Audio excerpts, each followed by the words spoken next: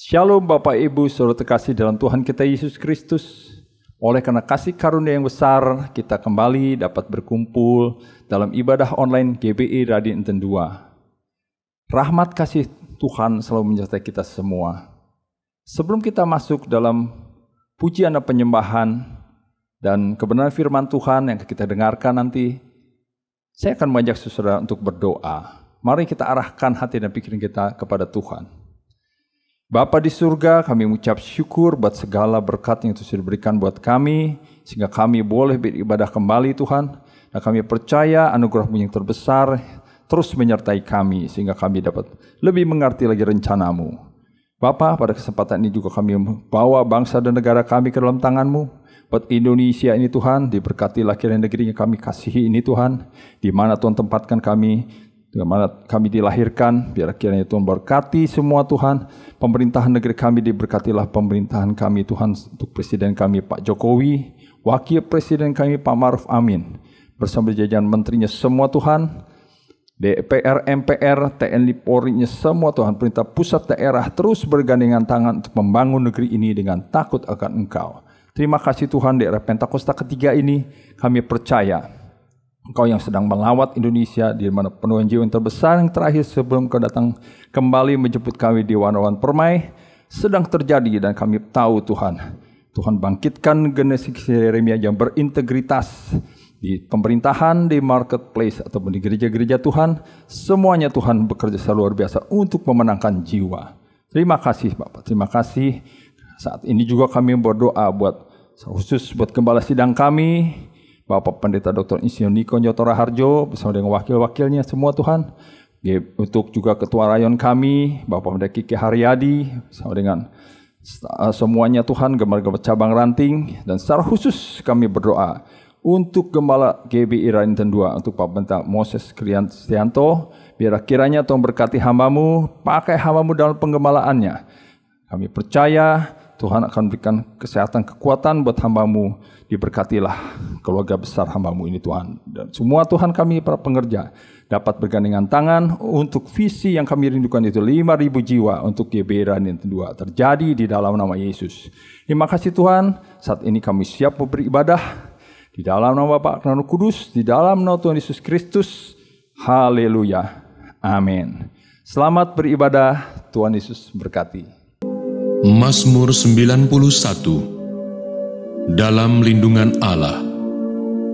Orang yang duduk dalam lindungan yang maha tinggi dan bermalam dalam naungan yang maha kuasa akan berkata kepada Tuhan, tempat perlindunganku dan kubu pertahananku, Allahku yang kupercayai.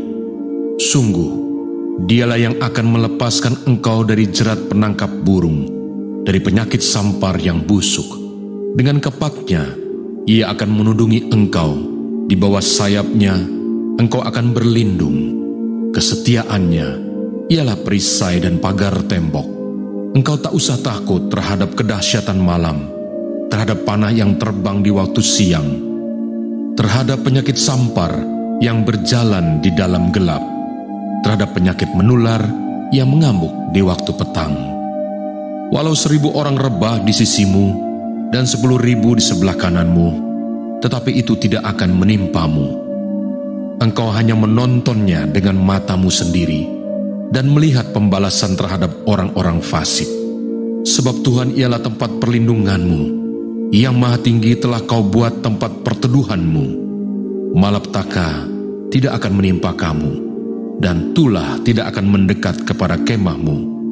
Sebab malaikat-malaikatnya akan diperintahkannya kepadamu untuk menjaga engkau di segala jalanmu. Mereka akan menatang engkau di atas tangannya, supaya kakimu jangan terantuk kepada batu. Singa dan ular tedung akan kau langkahi, engkau akan menginjak anak singa dan ular naga. Sungguh hatinya melekat kepadaku, maka aku akan meluputkannya. Aku akan membentenginya, sebab ia mengenal namaku. Bila ia berseru kepadaku, aku akan menjawab. Aku akan menyertai dia dalam kesesakan. Aku akan meluputkannya dan memuliakannya. Dengan panjang umur akan kukenyangkan dia, dan akan kuperlihatkan kepadanya keselamatan daripadaku.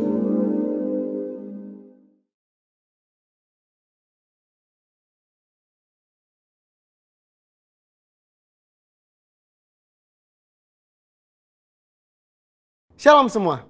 Pada Voice of Pentecost kali ini kita akan membahas mengenai apakah orang yang belum dibaptis Roh Kudus dapat dipakai oleh Tuhan. Bunda Teresa adalah seorang biarawati Katolik Roma yang menggoncang dunia karena pelayanannya terhadap kaum papa yang terpinggirkan karena penyakit kusta, AIDS, dan TBC. Bahkan dunia pun mengakui pelayanannya dengan menyematkan hadiah Nobel Perdamaian di tahun 1979. Martin Luther, seorang reformator gereja yang menggoncang keadaan gereja yang kelam pada masanya. Adapun Billy Graham, seorang penginjil dari Amerika Serikat yang saat mengadakan KKR dapat mengundang jutaan orang. Bahkan beliau dianggap sebagai salah satu pemimpin Kristen paling berpengaruh di abad ke-20 ini. Sejujurnya kita tidak benar-benar tahu dengan jelas apakah para raksasa iman di atas pernah mengalami baptisan Roh Kudus dengan tanda awal berbahasa roh. Sejarah pun tidak pernah mencatatnya. Maka timbullah pertanyaan, mengapa perlu seseorang dibaptis dengan Roh Kudus dengan tanda awal berbahasa roh? Jika seseorang yang belum pernah dibaptis Roh Kudus atau mungkin sudah pernah, tapi tidak secara nyata menunjukkannya seperti para tokoh tersebut, tetap dipakai Tuhan secara dahsyat. Pengakuan Iman GBI berkata bahwa baptisan Roh Kudus adalah karunia Tuhan untuk semua orang yang telah disucikan hatinya. Tanda awal baptisan Roh Kudus adalah berkata-kata dengan bahasa roh, sebagaimana diilhamkan oleh Roh Kudus. Teologi Pentakosta sangatlah menekankan tentang pengalaman dibaptis dengan Roh Kudus sebagai suatu hal yang terpisah dari karya keselamatan Kristus yang bertujuan untuk penyelesaian amanat agung. Kisah Para Rasul 1 ayat 8 mencatat, tetapi kamu akan menerima kuasa kalau Roh Kudus turun ke atas kamu. Dan kamu akan menjadi saksiku di Yerusalem dan di seluruh Yudea dan Samaria dan sampai ke ujung bumi. Kata kuasa di ayat tersebut berasal dari bahasa Yunani dunamis yang diterjemahkan juga sebagai dinamit, sesuatu yang memiliki daya ledak yang tinggi. Dengan kata lain, kuasa ini adalah kuasa yang sangat besar, yang dimana dengan kuasa ini amanat agung Tuhan Yesus pasti terselesaikan. Sangatlah menarik untuk disimak bahwa sesaat sebelum Tuhan Yesus terangkat ke surga, ia berpesan agar para murid tidak meninggalkan Yerusalem dan menyuruh mereka tinggal di sana sambil menantikan janji Bapa.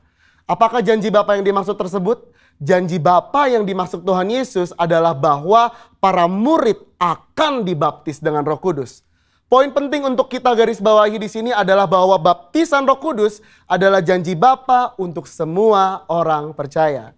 Selanjutnya di Kisah Para Rasul pasal kedua adalah peristiwa turunnya Roh Kudus ke atas para rasul yang lebih kita kenal dengan peristiwa Pentakosta, di mana para rasul mulai berkata-kata dengan bahasa-bahasa lain seperti yang diberikan oleh Roh itu kepada mereka untuk mengatakannya. Dari sini dapat kita lihat bahwa janji Bapa tentang baptisan Roh Kudus selalu disertai dengan pengalaman karunia berbahasa roh. Dari peristiwa tersebut kita melihat dengan jelas bahwa ada perbedaan antara menerima Roh Kudus dengan dipenuhi Roh Kudus atau dibaptis dengan Roh Kudus.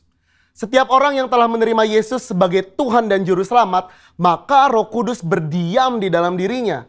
Bapa memberikan Roh Kudus di dalam hati kita sebagai jaminan dari semua yang telah disediakan untuk kita, yaitu anugerah keselamatan.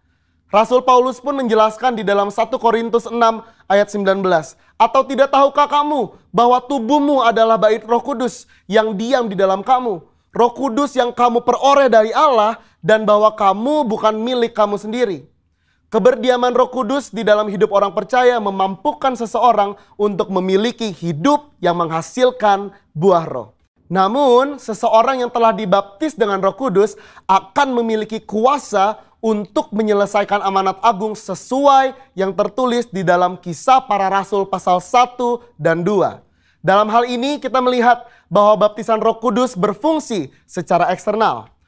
Alkitab juga mencatat dampak-dampak daripada baptisan Roh Kudus secara internal, antara lain sebagai berikut. Yang pertama, baptisan Roh Kudus mengubah kehidupan doa kita. Roma 8 ayat 26-27. Yang kedua, baptisan Roh Kudus membangun iman kita. 1 Korintus 14 ayat 4a. Yang ketiga, baptisan Roh Kudus menyempurnakan pujian dan penyembahan kita. 1 Korintus 14 ayat 15. Dan yang keempat, baptisan Roh Kudus meningkatkan kepekaan rohani kita. 1 Korintus 14 ayat 2. Robert P. Mencius, seorang hamba Tuhan dan juga seorang penulis, memaparkan di dalam salah satu bukunya yang berjudul Speaking in Tongues, bahwa tanda kedewasaan Kristen tidak diukur dengan sudah atau belum mengalami baptisan roh, melainkan diukur dari hidup yang menghasilkan buah roh. Di mana hal ini juga menjadi bagian dari proses pengudusan atau sanctification. Akan tetapi perlu dimengerti bahwa di satu sisi adalah mungkin bagi seseorang untuk mengalami kuasa Roh Kudus tanpa berbahasa roh. Namun hal ini bukanlah pengalaman Alkitab yang utuh sebagaimana tertulis di Kisah Para Rasul pasal 1 dan 2. Dari penjelasan tersebut maka dapat disimpulkan bahwa meskipun seseorang belum dibaptis Roh Kudus, ia dapat dipakai Tuhan secara dahsyat. Namun pengalaman baptisan Roh Kudus membuat orang percaya dapat melayani tubuh Kristus dengan lebih maksimal. Jikalau Alkitab menuliskan adanya pengalaman kepenuhan Roh Kudus dengan tanda awal berkata-kata dengan bahasa roh, mengapakah kita tidak merindukannya? Saudara, untuk penjelasan lebih lengkapnya dari tim teologi kami, jangan lupa buka link yang ada di atas atau scan QR Code yang tersedia. Salam integritas. Tuhan Yesus memberkati.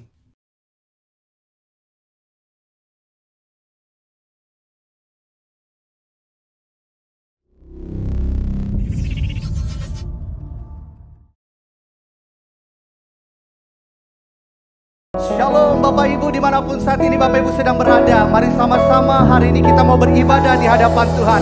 Kita mau meninggikan nama Tuhan. Kita mau memuji nama Tuhan. Mari tepuk tangan yang terbaik bagi Allah kita. Terima kasih Tuhan. Terima kasih buat hari ini. Engkau Allah yang dahsyat atas setiap kami. Mari sama-sama nyanyikan. Tak pernah ku ragu akan kesetiaan-Mu, Kau pegang hidupku. Amin. Sepenuh jiwaku, ku yakin dan percaya Kau tuntun langkahku. Mari katakan, Yesus Kaulah Raja dalam hidupku, berkuasa berjaya untuk selamanya. Hanya Kau Tuhan, sumber kekuatan, kuasa-Mu tercurah bagiku senantiasa. Dengan-Mu Tuhan, ku kan berjalan dari kemuliaan sampai kemuliaan selamanya. Mari sama-sama dengan iman sekali lagi nyanyikan pujian ini, katakan. Tak pernah ku ragu akan kesetiaan-Mu, memegang hidupku sepenuh jiwa, sepenuh jiwaku. Ku yakin dan percaya Engkau yang menuntun, Kau tuntun langkahku. Amin. Yesus Kaulah Raja dalam hidupku, berkuasa berjaya untuk selamanya. Hanya Kau Tuhan, sumber kekuatan, kuasa-Mu tercurah bagiku senantiasa. Dengan-Mu Tuhan, kami akan berjalan dari satu kemuliaan, dari kemuliaan sampai kemuliaan selamanya. Mari Bapak Ibu, apapun keadaan kita hari ini, terus berjalan bersama dengan Tuhan. Dia akan membawa kita dari kemuliaan kepada kemuliaan. Untuk itu, bangkitkan iman kita hari ini. Bangkitkan setiap iman kita hari ini di hadapan Tuhan. Mari Bapak Ibu sama-sama angkat kedua tangan di hadapan Tuhan, nyanyikan.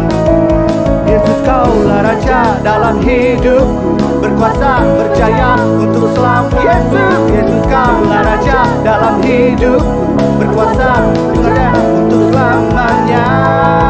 Hanya Kau Tuhan, sumber kekuatan, kuasa-Mu tercurah bagiku setia. Denganmu Tuhan, kami akan terus berjalan Tuhan,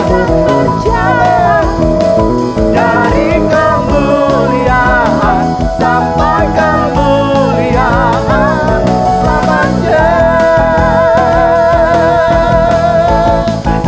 Mari beri sorak-sorai bagi Allah kita yang dahsyat hari ini. Sorakan. Bapak Ibu, mari hari-hari ini kita mau tetap percaya di hadapan Tuhan. Berapa banyak yang tetap percaya, boleh lambaikan tangan di hadapan Tuhan. Mari sama-sama kita nyanyikan pujian ini di hadapan Tuhan. Terima kasih Tuhan. Biar setiap hati kami tetap percaya di hadapan.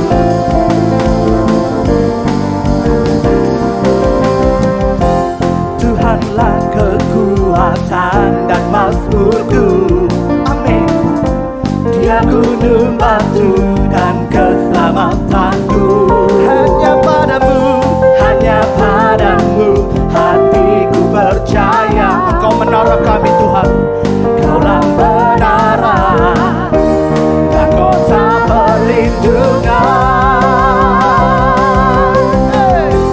Ku mau selalu bersyukur, sebab cinta-Mu padaku takkan pernah berubah.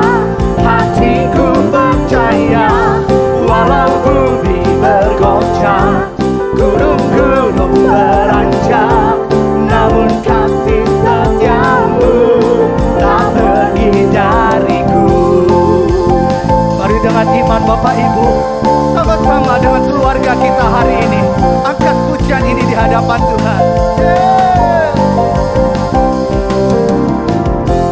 Tuhanlah kekuatan dan mazmurku.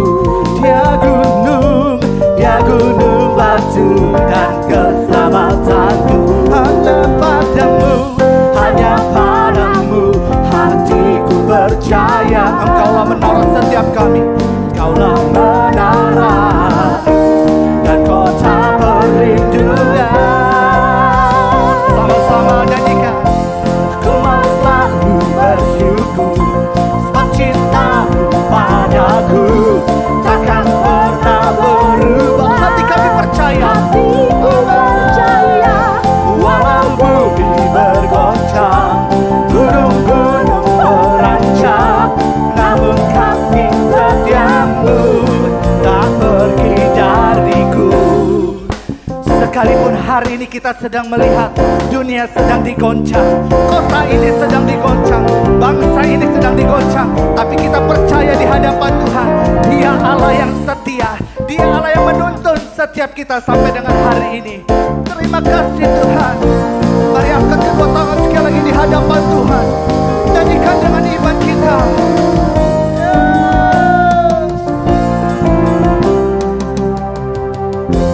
Ku mau selalu bersyukur, sebab cinta-Mu padaku takkan pernah berubah.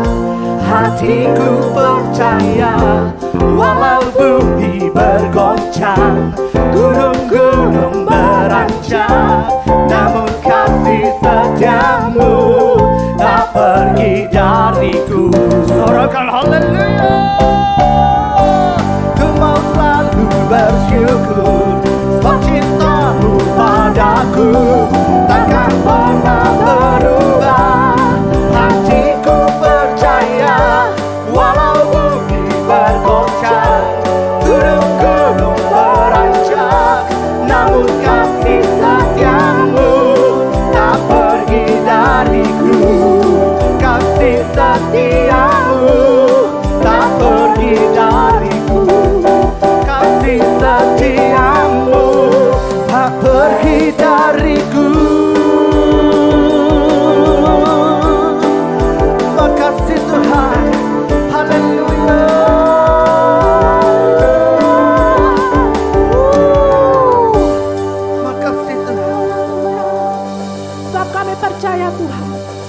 kasih setia Tuhan tidak akan pernah meninggalkan setiap kami.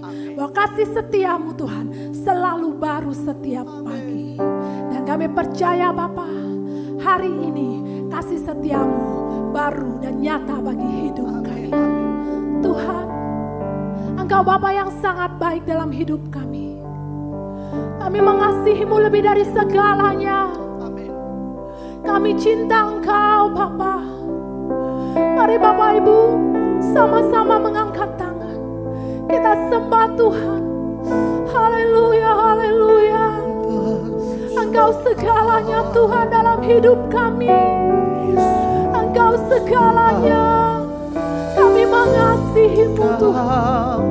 Kami cinta Kau Tuhan. Haleluya, haleluya, haleluya. Mari bersama-sama kita katakan pada Tuhan, Kaulah segalanya di dalam hidupku. Kerajaanmu, kebenaranmu, itu bagianku. Kaulah yang ku pandang selama hidupku. Mengasihimu, memuliakanmu, Bapa dan Rajaku.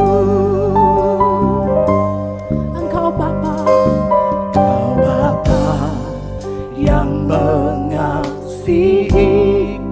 Kuasamu memulihkanku. Amin Tuhan. Hati yang baru Kau berikan untukku dapat melihat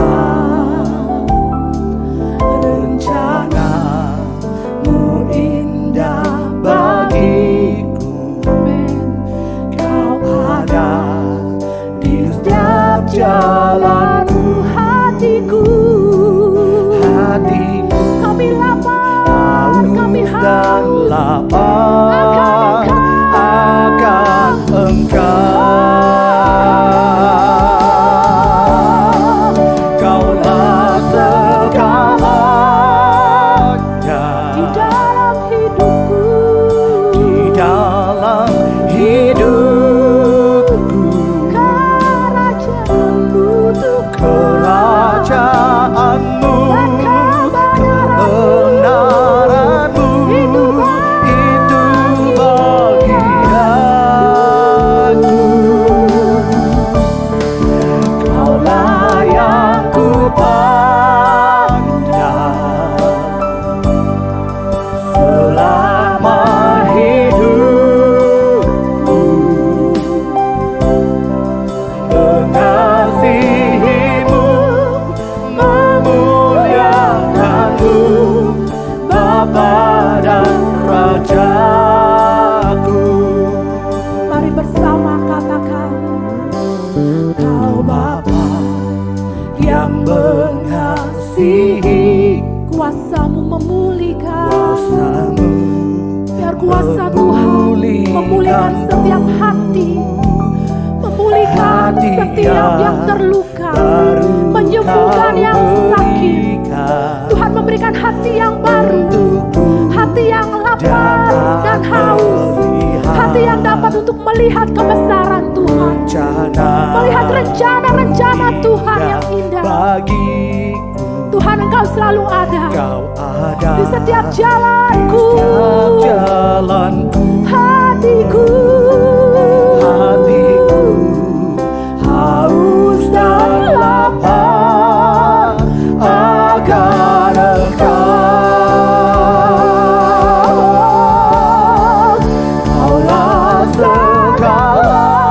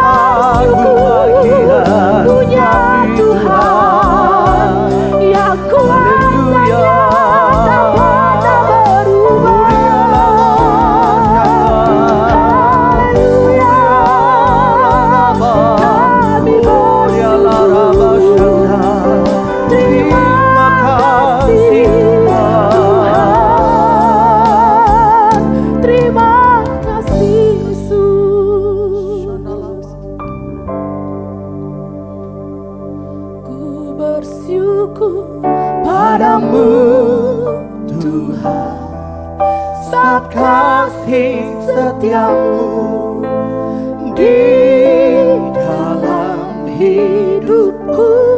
Anugerahmu besar bagiku, di setiap langkahku ku memujimu. Bersyukur padamu Tuhan, sebab kasih setiamu yang tidak pernah berubah dalam hidup setiap kami. Dan anugerahmu besar di setiap langkahku kami memujimu. Mari beri tepuk tangan buat Tuhan. Haleluya.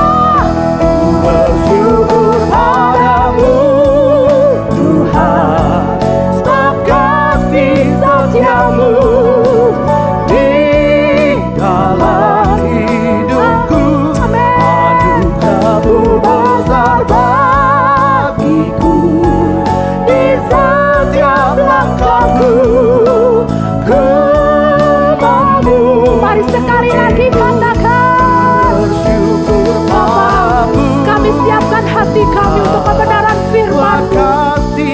Biar hati kami berurapi, biar kebenaran firman-Mu boleh menyembuhkan, boleh memulihkan setiap kami Tuhan. Haleluya, haleluya.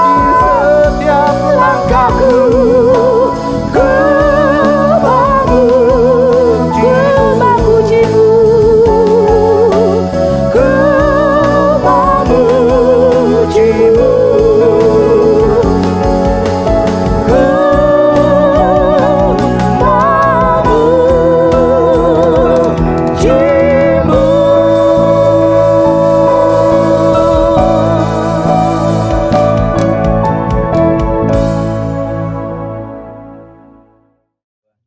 Bapa di surga, kami bersyukur untuk hadirat-Mu yang memberkati kami. Bicara lewat firman-Mu, biar firman-Mu memberikan kekuatan, ketajaman yang baru dalam semua aktivitas kami, sehingga kami boleh punya kehidupan yang lebih efektif. Dan terutama hidup kami boleh menyenangkan hati Tuhan dan menjadi berkat bagi sesama. Biarlah Roh Kudus boleh memenuhi setiap kami. Dalam nama Yesus, setiap kita yang siap diberkati sama-sama katakan amin. Salam damai sejahtera buat kita semua. Suatu kehormatan boleh dipercayakan kembali untuk melayani GBI Raden Inten. Saya berterima kasih kepada Pastor Moses dan Pastor Nancy Kristianto yang telah memberikan kesempatan untuk saya menyampaikan firman Tuhan di tahun 2021 ini. Baik, kalau kita semua senang dengan sebuah judul khotbah, saya berjudul khotbah saya dengan tema jaminan kemenangan. Pentakosta adalah hari pencurahan Roh Kudus. Hari ke-50 sesudah Paskah. Atau hari ke-50 setelah Yesus bangkit. Hari 10 hari kenaikan Yesus. Datanglah hari Roh Kudus. Di mana Roh Kudus memenuhi setiap orang percaya. Sebenarnya Roh Kudus sudah ada sejak zaman penciptaan. Dalam Kejadian 1:26 berfirman Allah, baiklah kita menjadikan manusia menurut gambar dan rupa kita. Kata kita dalam ayat ini bukan bentuk tunggal, tapi bentuk jamak, yaitu ada Allah Bapa, Allah Anak, dan Allah Roh Kudus bekerja bersama-sama dalam menciptakan manusia, langit, bumi, dan segala isinya. Jadi kita bisa melihat bahwa pekerjaan Roh Kudus sudah ada sejak dalam penciptaan. Bahkan dalam Perjanjian Lama karya Roh Kudus bekerja kepada beberapa orang seperti imam, nabi, dan raja. Kalau dalam Perjanjian Lama Roh Kudus bekerja kepada sebagian orang, bukan semua orang, tapi di hari Pentakosta ini merupakan gong di mana Roh Kudus memenuhi setiap orang percaya. Kenapa Roh Kudus memenuhi setiap orang percaya? Karena dengan berjalan waktu dan bertambah usia membuat dunia ini tanpa problem, baik kualitas maupun kuantitas. Krisis ekonomi melanda secara global, daya beli masyarakat melemah, tingkat pengangguran bertambah, kemiskinan meningkat. Angka kematian akibat COVID pun tidak bisa dibendung. Semua ini membuat orang menjadi apatis dan pesimis. Namun yang luar biasa, Tuhan Yesus berjanji sebelum dia naik ke surga bahwa Bapa akan mengirimkan Roh Kudusnya bagi kita. Nah, kita akan belajar ada 3 fungsi Roh Kudus. Yang pertama, meneruskan pekerjaan Tuhan Yesus, yaitu menolong umat manusia. Yohanes 14 ayat 16, Aku akan meminta kepada Bapa, Ia akan memberikan kepadamu seorang penolong yang lain. Dalam bahasa Yunani, Parakletos, Roh Kudus, supaya Ia menyertai kamu selama-lamanya. Pertolongan dalam kehidupan kita ada 2. Yang pertama, datang dari Tuhan. Dan yang kedua, datang dari manusia. Pertolongan dari manusia terbatas dan kadang-kadang mengecewakan. Tetapi pertolongan dari Roh Kudus tidak terbatas dan tidak ada ujungnya. Karena Roh Kudus omnipoten, maha kuasa. Roh Kudus omniscience, maha tahu. Roh Kudus omnipresent, maha hadir. Ada 3 bukti pertolongan Tuhan atau pertolongan Roh Kudus. Yang pertama, pertolongan Roh Kudus itu nyata. Bukan cerita fiction atau cerita dongeng atau khayalan. Tidak usah jauh-jauh. Kalau kita selalu dapat pertolongan lebih banyak dari orang yang dekat sama kita daripada orang yang jauh dari kita. Kalau orang yang jauh dari kita, kemungkinan pertolongan sulit untuk menjangkau kita. Tapi kalau orang itu dekat dengan kita, maka pertolongannya sangat terukur, terjangkau bagi kita. Kalau sudah jauh-jauh waktu perusahaan besar nomor 3 di dunia, saya nggak usah sebut ya. Perusahaan ini ada perusahaan di mana dia mengaudit perusahaan-perusahaan sebagai perusahaan konsultan untuk perusahaan tersebut bisa berkembang. Suatu kali dia volunteer untuk meminta dan mengaudit semua data keuangan Yayasan Tangan Pengharapan. Langsung kami berikan semua data-data dan kemudian dia pelajari dan dia mengambil sebuah kesimpulan bahwa Yayasan Tangan Pengharapan bisa jalan dan orang-orang memberi donasi karena kenal kami. Saya bersama istri, karena mereka tahu kami, karena mereka itu dekat dengan kami. Makanya mereka support Yayasan Tangan Pengharapan. Membuktikan bahwa orang yang dekat sama kita lebih banyak bantu daripada orang yang jauh sama kita. Nah, Roh Kudus adalah Allah yang berkuasa. Dan dia itu ada dalam diri kita. Sangat mudah bagi Roh Kudus untuk menolong pergumulan kita. Yohanes pasal 14 ayat 16. Aku akan meminta kepada Bapa. Ia akan memberikan kepadamu seorang penolong yang lain. Kata penolong dalam bahasa Yunani adalah parakletos. Yang artinya adalah helper, penolong. Comforter, penghibur, counselor, penasehat, advokat, pengacara atau penasihat hukum. Jadi parakletos ini adalah seseorang penasehat yang dipanggil untuk menolong saat seseorang mengalami kesulitan. Parakletos adalah seseorang penghibur yang mampu mengubah semangat yang patah menjadi seorang yang gagah berani. Saya teringat dengan kisah hidup Daud yang tidak mudah dia jalankan. Di mana Daud dikejar-kejar untuk dibunuh oleh Saul mertuanya dan pimpinannya. Daud berusaha menghindar dari Saul. Dan Daud punya kesempatan untuk membunuh Raja Saul. Tapi Daud tidak lakukan. Yang Daud lakukan adalah Daud mencari pertolongan dari Roh Kudus. Dan Roh Kudus memberikan kekuatan, penghiburan, dan bahkan Daud menulis begitu banyak kitab-kitab Mazmur pada waktu dia dikejar-kejar oleh Saul. Dan akibatnya Tuhan memberikan kemenangan bagi Daud. Dan Tuhan sendiri yang menyingkirkan Saul.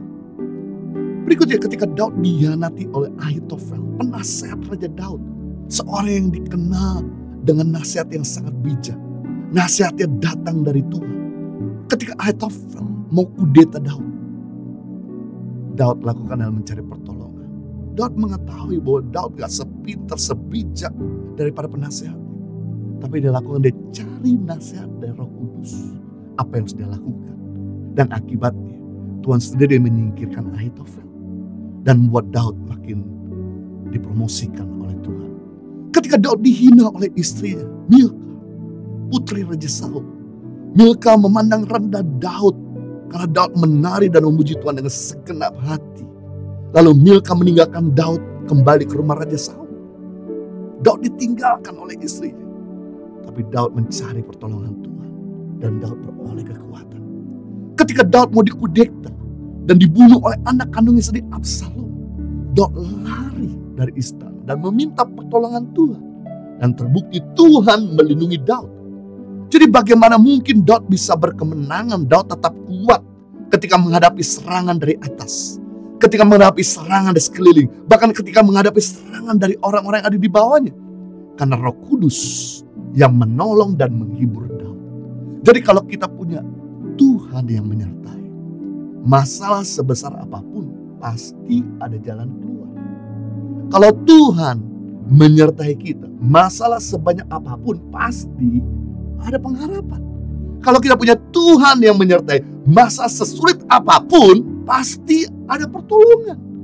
Karena pertolongan nyata bukan cerita khayalan. Yang kedua, bukti pertolongan Roh Kudus tidak pernah terlambat. Selalu indah pada waktunya. Kalau kita belum ditolong, sabar menunggu waktu Tuhan. Karena dia gak mungkin tinggal diam pada waktu kita sedang mengalami kesesakan. Mazmur 42 ayat 2. Allah itu bagi kita tempat perlindungan dan kekuatan. Sebagai penolong dalam kesesakan sangat terbukti. Daud telah menyimpulkan dalam hidupnya ketika dia mengalami serangan dari atas, serangan dari sekeliling, bahkan serangan dari orang-orang yang ada di bawahnya. Daud mencari pertolongan Tuhan dan perlindungan Tuhan. Dan pertolongannya sangat terbukti. Bukan cerita khayalan, bukan cerita bohong. Tepat pada waktunya. Dalam bahasa Inggris dikatakan lebih baik. Dalam King James Version, God is our refuge and strength, a very present help in the trouble. Tuhan adalah perlindungan dan kekuatan kita.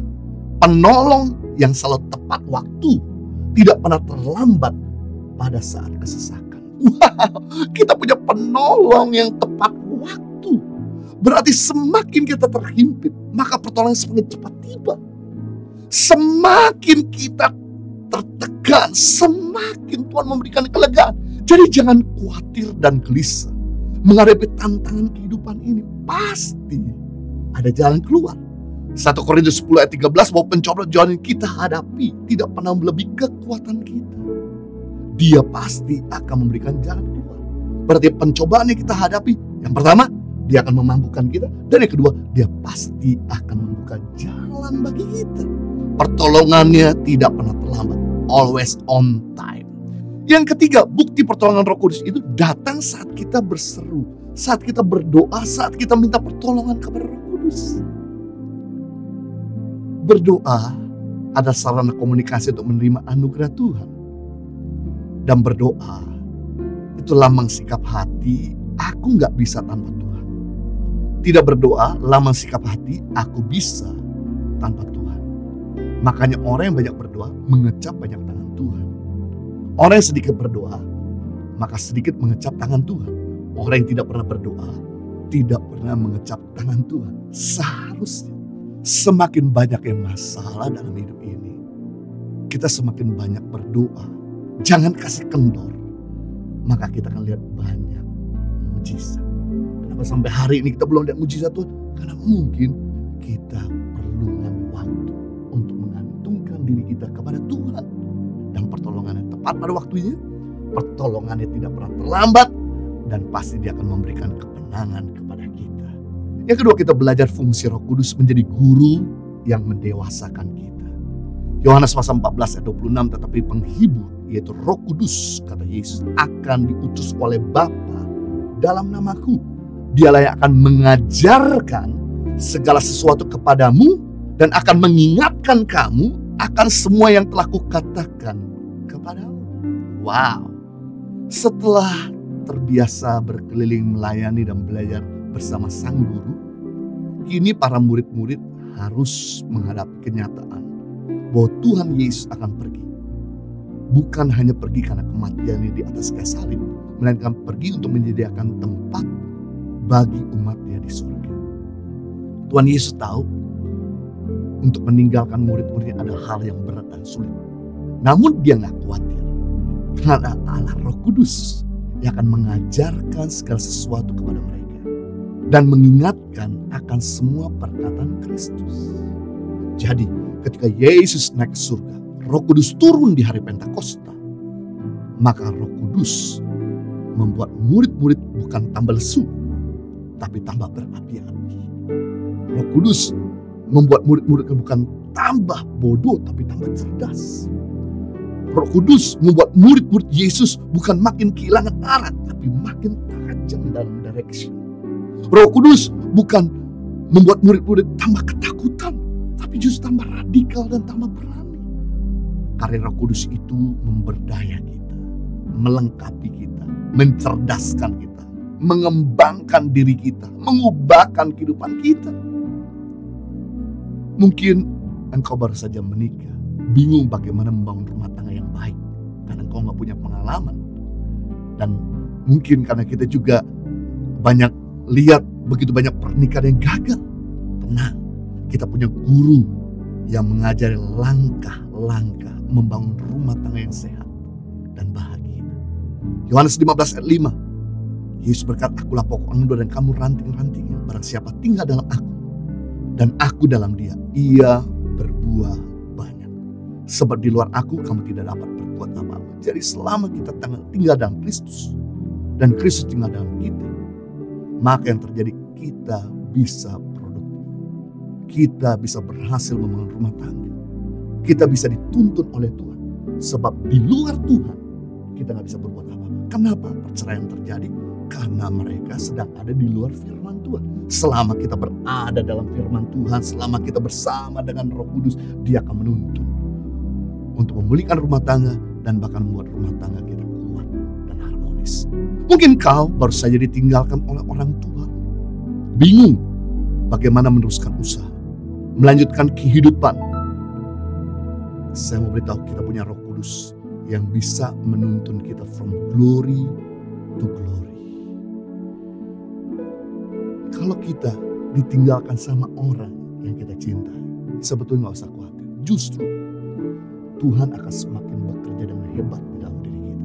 Karena saya pelajari semua tokoh-tokoh dalam Alkitab ketika mereka ditinggalkan sama orang yang dicintai, maka karya Tuhan semakin nampak. Karya Tuhan semakin dahsyat dalam kehidupan mereka.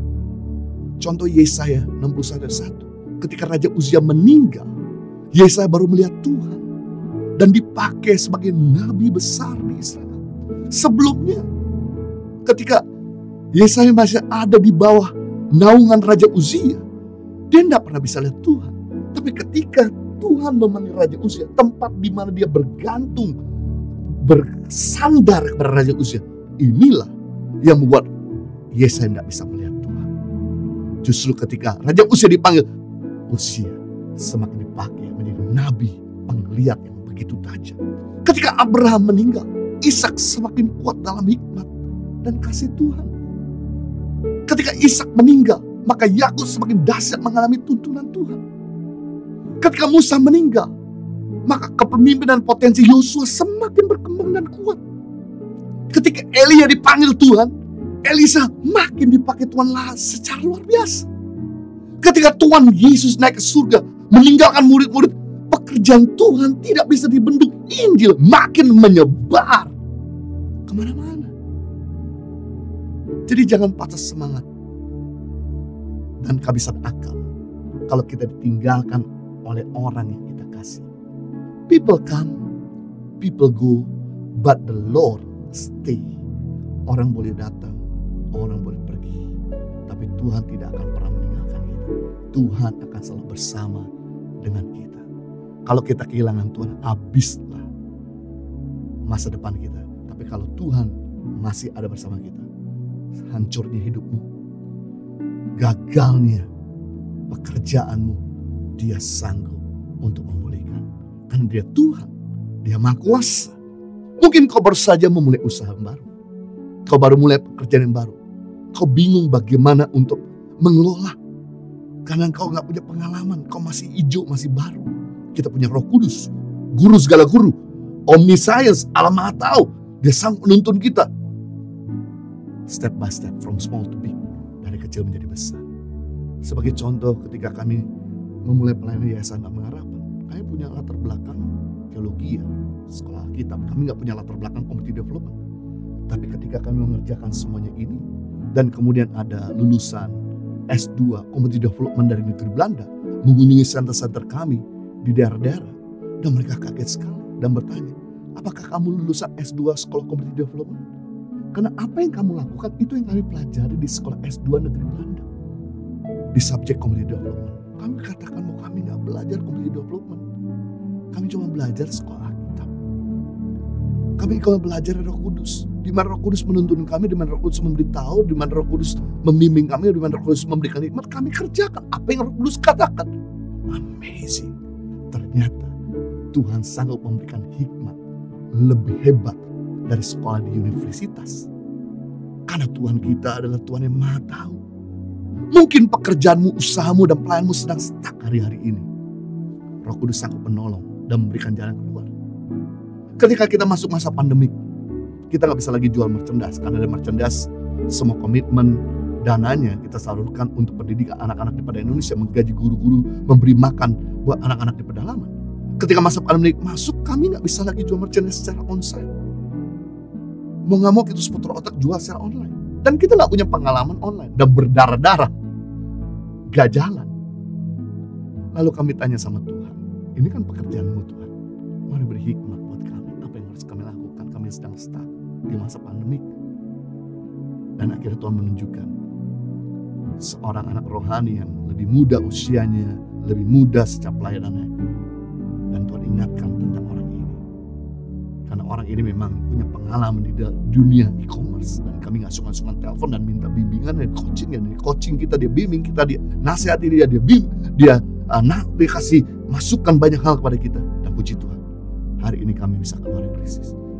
Kita bisa lihat bahwa Tuhan bisa pakai orang-orang yang melengkapi kita. Tuhan bisa buka jalan saat tiada jalan. Karya Roh Kudus itu sungguh hebat dan sungguh nyata. Jadi harusnya semakin kita bergaul sama Tuhan, semakin kita dekat sama Roh Kudus, semakin kita biasa mendengar suaranya. Kalau kita gak dengar lagi suara Tuhan, berarti mungkin karena kita terlalu jauh dengan Dia. Karena kita makin memahami orang-orang dekat sama kita, kita makin mengenal suaranya kalau orang itu dekat sama kita.